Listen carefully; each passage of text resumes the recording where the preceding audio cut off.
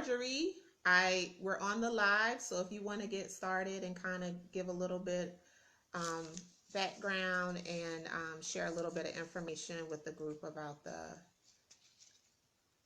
I guess, the do's and don'ts and how the process works. My name is Marjorie, and I work for Capital and Marketing. And Shamika asked me to talk about accounts receivable. A lot of companies these days don't want to refer to it as factoring, which is asset-based lending. So let me go over a few quick things that I have here. So businesses need quick and reliable financing options when cash flow is tight, and loan or credit requests through the usual bank channels seem to take too long.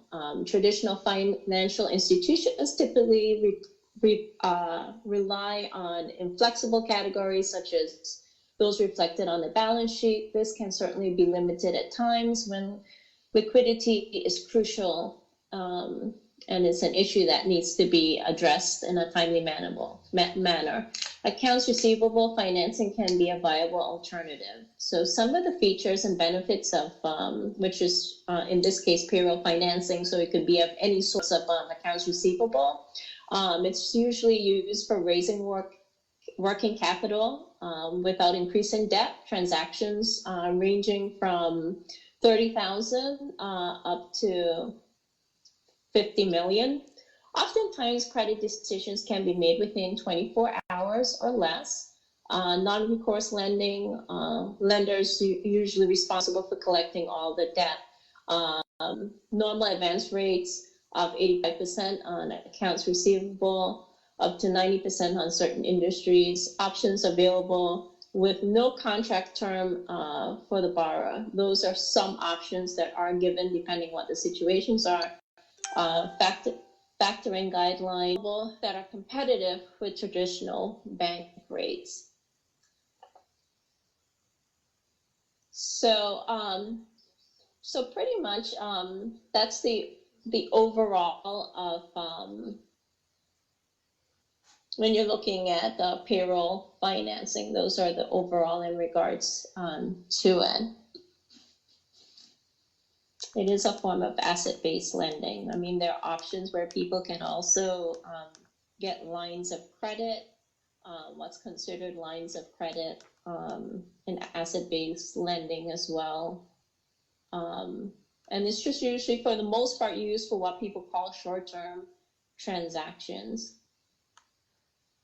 So, Marjorie, I have a question. So, how could someone who's running a small staffing agency of maybe like 2 or 3 people, how could they use that type of funding as an option for them? Or like, what would be the process if they felt like it might be something they're interested in?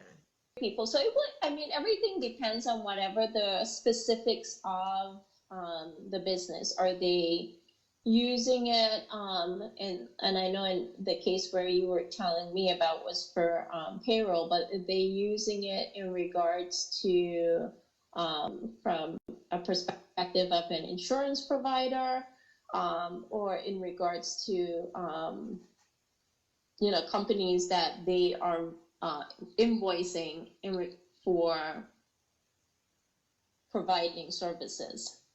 Right. So I think most of the people here in the group will be using it in the instance of invoicing. So they had provided a service to a healthcare facility, and then, they began the process of invoicing for those services.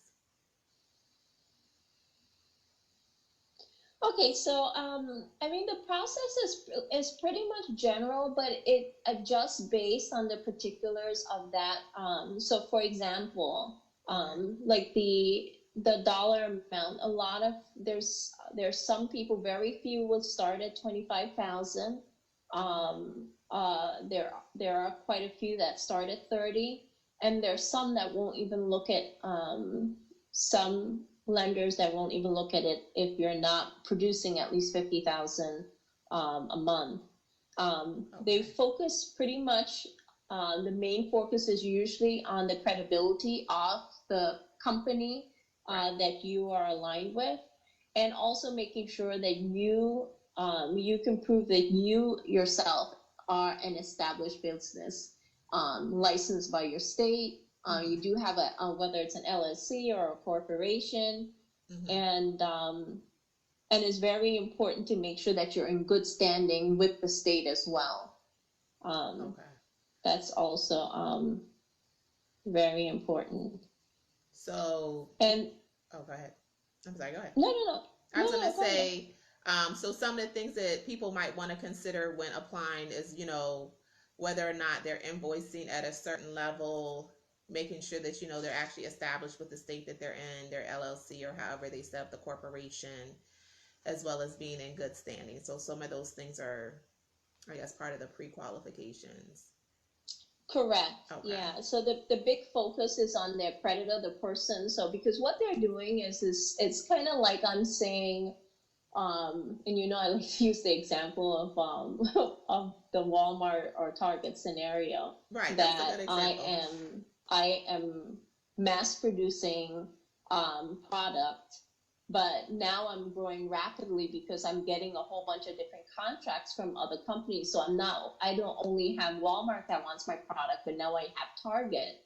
But I only have a budget X big, but the news is getting out about my product and my services, and I need to grow more. So what I need to do is I need to be able to get with a company that will be able to upfront me the money that I need to be able to produce the results. And in all cases, whether it's what we call a traditional bank situation or any lender, there is a percentage that's used in regards to that. But to the basics of what you were telling me, we're looking at the creditor. Whether Walmart or Target, how are they as a credit company, meaning their standing, their creditworthiness. You know, this is a company that's going to be around long term. It can't be a company that someone says that they're a company, but they're not established, if that makes sense. Yes. So like, which would I think be the case in most of the healthcare facilities that a lot of the agency owners are working in. They're, you know, they've been around for years, even though there are some that are new, but they've been around for some time. So there would be no problem in regards to that. Did you have any other questions in regards to the rates or?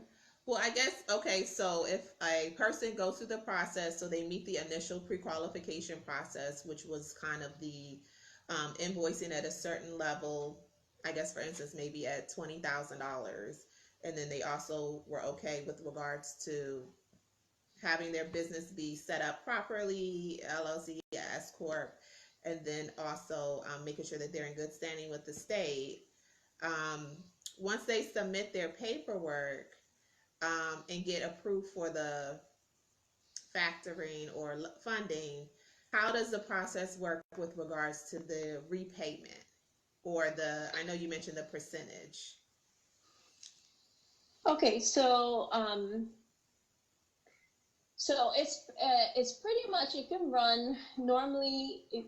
There are some places that 15 or 10%, what they call a 15 or 10% holdback.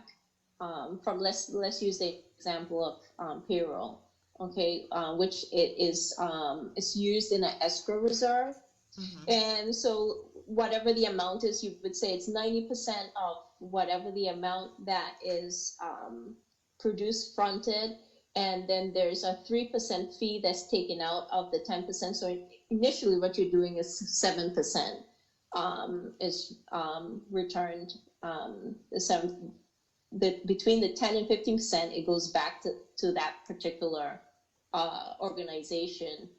So in essence, it's only a 3% fee, and the 7% then will go back. But initially, when you're being upfronted the money, you have a reserve that's held.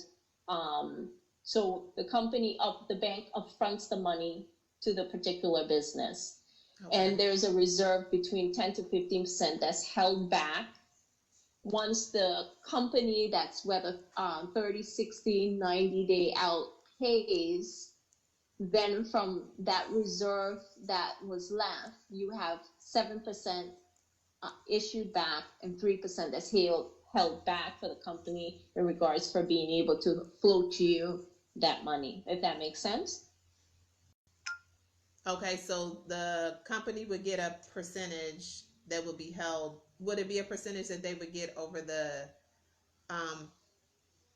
for the whole term of the invoice, or is it just like a one-time percentage that's held into the For every time that you're being paid out for the process that they're doing. And Okay. normal terms for this, like there are a few companies that will probably contract short term being probably 6 months. Okay.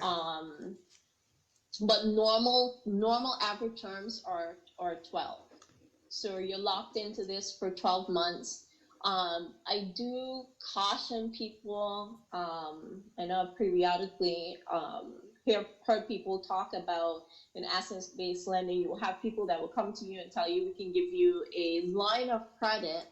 The word used would be a line of credit to what you're doing, and it's really very much similar to a merchant cash advance, which I'm not a big advocate for this kind of thing. It's really good, preferably for what it was.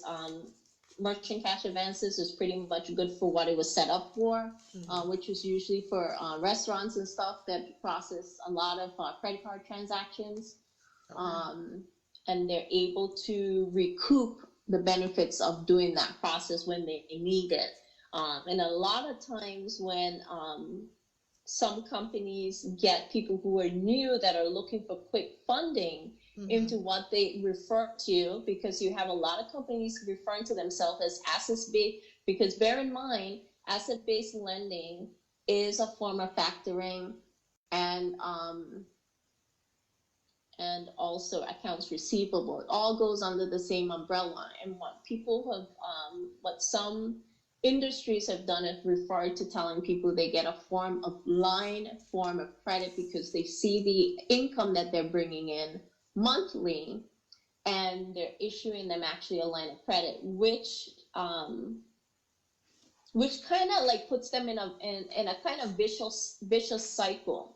So sometimes you might hear someone say, "Oh, I tried factoring or accounts receivable, and it really didn't work for me." Okay. And they did it short term. Well, most likely it may not have been factoring or accounts receivable. It actually may have been a merchant's cash advance, but that may not have really been explained to them.